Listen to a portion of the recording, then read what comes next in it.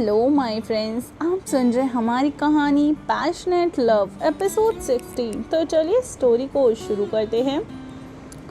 अंजिक्य को जाते देखकर तभी कनक को कुछ याद आता है। वो अंजिक्य को रोकना चाहती थी, पर रोके कैसे।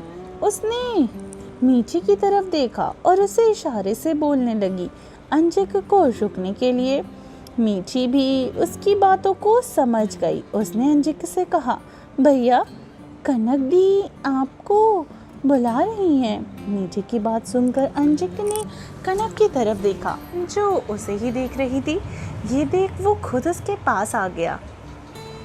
उसने कनक से पूछा, कुछ चाहिए तुम्हें? ये सुन कनक ने हाँ में सिर हिला दिया। उसको ऐसे करते देख अंजिक्य ने पूछा, क्या चाहिए बोलो। कनक ने अपने हाथों से कुछ बनाते हुए इशारा किया।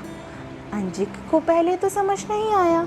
तभी सरला आंटी आती हैं और कहती हैं, बेटा वो कह रही है कि घर बैठे बैठे वो बोर हो जाएगी। अंजिक्य सरला जी की बात सुन के कनक की तरफ देखता है, ये जानने के लिए क्या कनक सच में यही बोलना चाहती थी। कनक ने भी हाँ में अपना सिर हिला दिया। अंजिक्य हल्का सा मुस्कुरा कर बोलता है, तो फिर क्या करना चाहती हो तुम, बताओ, मैं वो करवा दूंगा। ये सुनकर कनक बहुत खुश हो जाती है। उसने एक प्यारी सी मुस्कुराहट के साथ फिर कुछ बातें बताने लगी। तभी वो लड़का जिसने पहले भी कहा था कि कनक के इशारों के बारे में, वो बोलने लगा, सर मैडम बोल रही हैं कि उसने इतना ही बोला था कि उसने उसे देखकर अंजिक्य उसे खा जाने वाली नज़रों से घूर रहा था। ये देखकर वो डर गया और चुप हो जाता है। अंजिक्य ने कनक की तरफ देखा और कहा, तुम पेंटिंग करना चाहती हो? अंजिक्य की बातें सुनकर कनक ने हाँ में अपना सिर हिलाया। उसका हाँ पाकर अंजिक्य ने उसके बालों को सहलाकर कहा, ठीक है, मैं आज ही उसके लिए सारी ज़रूरतों की चीज़ें और साथ ही एक रूम भी तैयार करने को बोल दूंगा। अंजिक्य की बातें सुनकर कनक बहुत ज़्यादा खुश हो गई। उसके चेहरे पर एक बड़ी सी स्माइल आ गई। उसको ऐसा खुश देखकर अंजिक्य के दिल को भी एक सुकून मिल रहा था। फिर अंजिक्य वहाँ से चला जाता है। वहीं राठौर मेंशन में सब बेफिक्र होकर ब्रेकफास्ट कर रहे थे। तभी दादी रणविजय और शनाया यानी सान्या से कहती हैं, देखो बेटा, तुम दोनों यहाँ हो तो बोल देती हूँ, तुम दोनों एक दूसरे को पसंद करते हो, हमें भी कोई दिक्कत नहीं है। इसलिए मैं चाहती हूँ कि जल्दी ही तुम दोनों की सगाई हो जाए, फिर शादी करवा देंगे। ये सुनकर सान्या जो खाना खा रही थी, खाना उसके गले में ही अटक गया और वो ज़ोर ज़ोर से खांसने लगी। दिव्या जी ने उसकी पीठ को सहलाया और पानी पिला देती हैं। सान्या ने रणविजय की तरफ देखा, जो चुपचाप अपना सिर झुकाए ब्रेकफास्ट कर रहा था। रणविजय ने भी अपना चेहरा उठाकर सान्या की तरफ देखा। दोनों ने कुछ देर तक एक दूसरे को देखा, फिर नजरें फेर ली। तभी दादी की आवाज़ आती है, सान्या बेटा, तुम ठीक तो हो ना? सान्या अपना सर हिलाकर बोलती है, जी दादी जी। तभी दादी कहती हैं, अब हमारी उम्र होने लगी है, एक बार अपने सारे पोते पोतियों का घर बसता देख लूं, बस फिर आराम से चली जाऊंगी। दादी की बातें सुनकर रणविजय अपनी चेयर से उठा और उनको गले लगाकर कहता है, दादी आज बोल दिया, दोबारा कभी मत कहना, आप कहीं नहीं जा रही। आप अपने पोतों की भी शादी देखेंगी और साथ में मेरे पोतों पोतियों की भी शादी देखेंगी। ये सुनकर सान्या उसे आंखें फाड़े देखने लगी। तभी रणविजय को एहसास हुआ उसने क्या कहा। उसने बात घुमाकर कहा, बस आप दोबारा मत बोलना।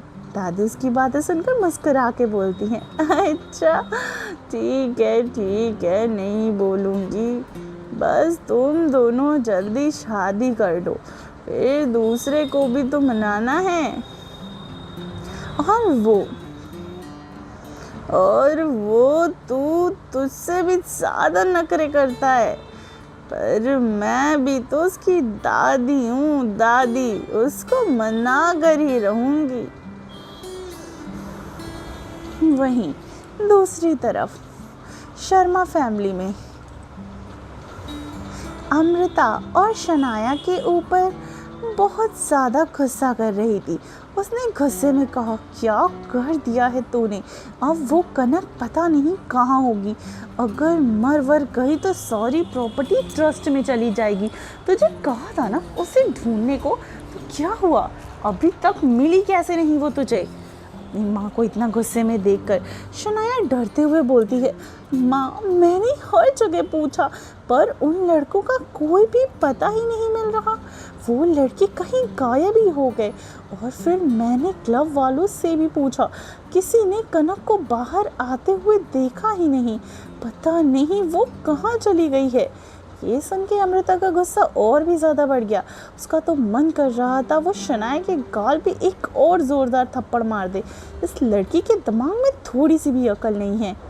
एक बंद कोठरी में जहाँ बहुत अंधेरा था, एक इंसान के कदम रखने के बाद वहाँ थोड़ी डिम लाइट जलने लगती है। सामने 5 लड़के उल्टे लटके हुए थे। उनका चेहरा देखकर पता चल रहा था उन्हें बहुत मारा गया है। वो पूरी तरीके से अधमरा हो गए थे। ये वही लड़के थे जिन्होंने कनक के साथ ज़बरदस्ती करने की कोशिश की थी। अंजिक ने उन सबको उठवा लिया था और उन्हें बहुत ज़्यादा टॉर्चर किया था। साथ ही अंजिक ने उन सब लड़कों की फैमिली वालों के बिजनेस को मिट्टी में भी मिला दिया था। उसे कोई परेशानी नहीं हुई थी क्योंकि वो सभी गैर कानूनी तरीके से काम करते थे। उनकी कंपनी के अंदर भी सब ऐसा ही काम ऐसे ही चलता था, जिससे अंजिक को आसानी से उन्हें कमाने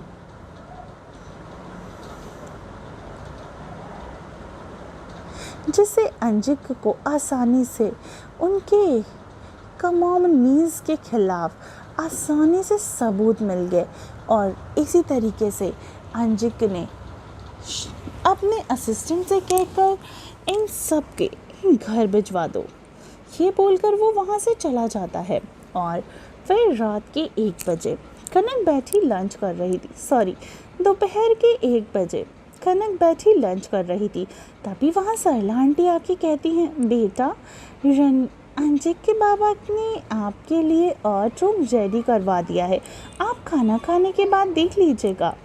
कनक ने जब ये सुना तो वो खुश हो गई। उसने जल्दी जल्दी खाना फिनिश किया और सरला आंटी को पता चल चुका था कि कनक को कैसे खाने पसंद है, तो लंच उन्होंने ही कनक के लिए बनवाया था, जो कनक काफ़ी खुशी से खा रही थी। खाना ख़त्म करने के बाद वो जल्दी से सरला आंटी जी के साथ उस रूम में चली जाती है। अंजिक अपने केबिन में आरामदायक चेयर पर बैठकर किसी सोच में गुम था। तभी उसे वो पल याद आया जब मीठी ने उसे कहा कि कनक उसे बुला रही है। ये याद आते ही अंजिक ने फ़ोन उठाया और किसी को कॉल करके कुछ कहा। फिर फ़ोन रखकर उसके चेहरे पर एक मुस्कान थी जिसकी वजह थी कनक। शाम का वक्त अंजिक ऑफिस से सीधा घर आता है। वो सीधा फ्रेश होकर कमरे में चला गया। फ्रेश होकर जब वो बाहर आया उसने कनक को रूम देखा, वो बाहर से बंद था। अंजिक ने एक मेड से पूछा कि कनक कहाँ है, तो मेड ने कहा कनक मैम तो 8 रूम में है। कनक लंच के बाद से वहीं पर थी, वो अभी तक बाहर नहीं आई थी। मेड बोलती है कि सर वो मैम तो लंच के बाद ही वहीं पर है। मेड की बातें सुनकर अंजिक ने अपने कदम 8 रूम की तरफ ही बढ़ा दिए। सफ़ेद और हल्के आसमानी रंग से वो रूम बहुत ही खूबसूरत और शांत दिख रहा था। वहाँ पे बहुत सारे कैनवास भी रखे थे। उस रूम के बीचों बीच कनक नीचे बैठी कुछ पेंटिंग कर रही थी। उस रूम में सफ़ेद रंग के अनारकली सूट में, जहाँ उसने अपने साइड के बालों को ले जाकर पीछे क्लचर लगाया था और बाकी बालों को ऐसे खुला छोड़ दिया था। उसकी आंखें की कुछ लटें उसके चेहरे को छूकर उससे साथ अटखेलियाँ कर रही थी। वो इस वक्त बहुत ज़्यादा ही खूबसूरत दिख रही थी। ये नज़ारा सच में बेहद खूबसूरत था, मन को मोह लेने वाला था। अंजिक कुछ वक्त तक उसे ऐसे ही देखता रहा। वो धीरे धीरे चलकर कनक के पास आ गया। हे फ्रेंड्स, क्या होने वाला है आगे? क्या अंजिक कनक को डांटेगा क्योंकि वो काफ़ी लंबे समय से अपने 8 रूम में थी? कैसा रहेगा उसका रिएक्शन? और उधर शन आया और उसकी माँ को क्या पता चल पाएगा कभी कनक के बारे में और उन 5 लड़कों के बारे में। क्या होने वाला है कहानी में, ऐसे ही आगे हमारी कहानी में काफ़ी सारे ट्विस्ट एंड टर्न्स आने वाले हैं। स्टोरी को सुनने के लिए स्टोरी में बने रहिए और चैनल को सब्सक्राइब नहीं किया है तो जल्दी से जाके सब्सक्राइब कीजिए और बेल आइकन प्रेस करना बिल्कुल भी मत भूलिएगा। साथ ही साथ मेरी स्टोरीज़ पसंद आती हैं तो प्लीज़ मुझे कमेंट करके ज़रूर बताइएगा। मिलती हूँ कहानी के अगले एपिसोड में। अपना ख्याल रखिए और सुनते रहिए पैशनेट लव सिर्फ टिनी FM जान के।